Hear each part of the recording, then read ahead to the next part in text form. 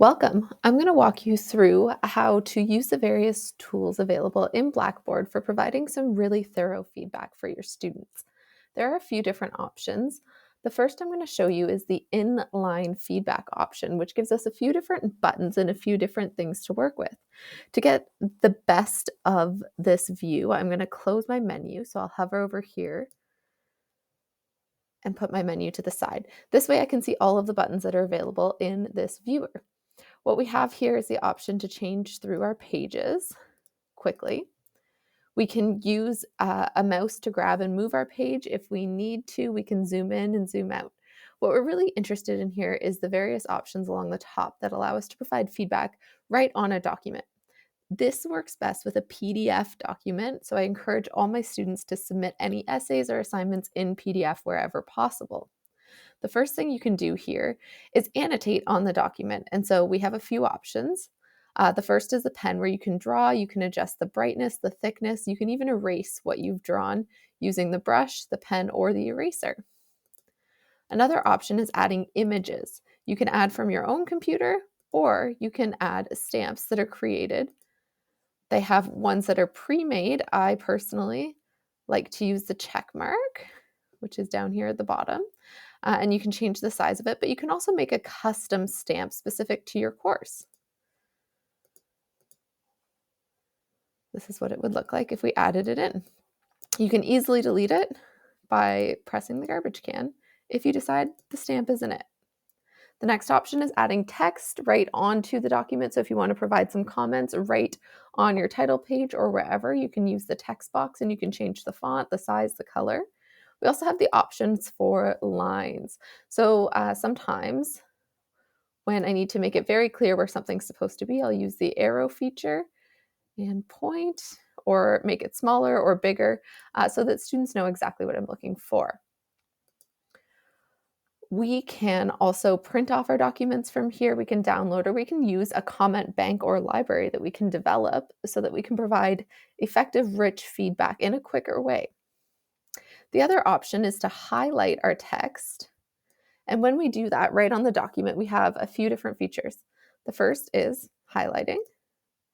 Our next option might be to cross something out if it's spelled wrong, if it's the wrong word. We may also choose to underline something. Note that that one's in black, but you can change the color. You may also even do your red pen squiggly that you might be familiar with. The last one we can do is provide a comment. And so we can click right here and add the comment specific to that highlighted piece. So we may say something like a more creative title is needed here. And that comment will be available to the student once we save it and once we submit their feedback.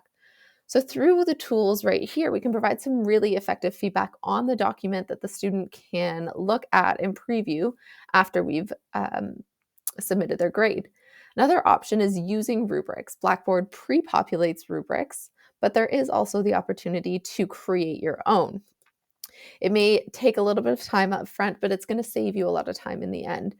You can add descriptions, you can add feedback on each part of the rubric if you wish, or you could even customize how many points you want to provide. So if we went through and scrolled down, we would create a total.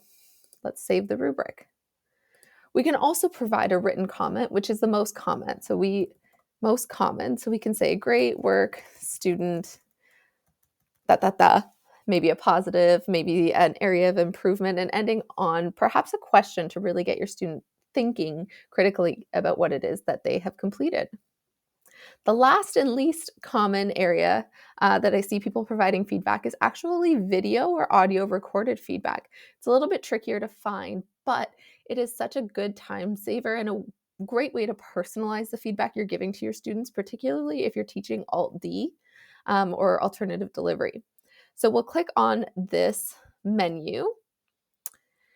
And what comes up is a way to provide more custom feedback. You can format it. You could add in pictures if you wish. What we're going to do is click our add button and insert from webcam.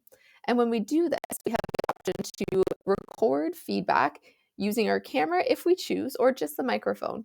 You can record here and it automatically embeds into the comment. The student won't be able to download it. It's just a live stream comment, but it will provide them a little bit more personalization and a little bit more customization in the feedback they receive.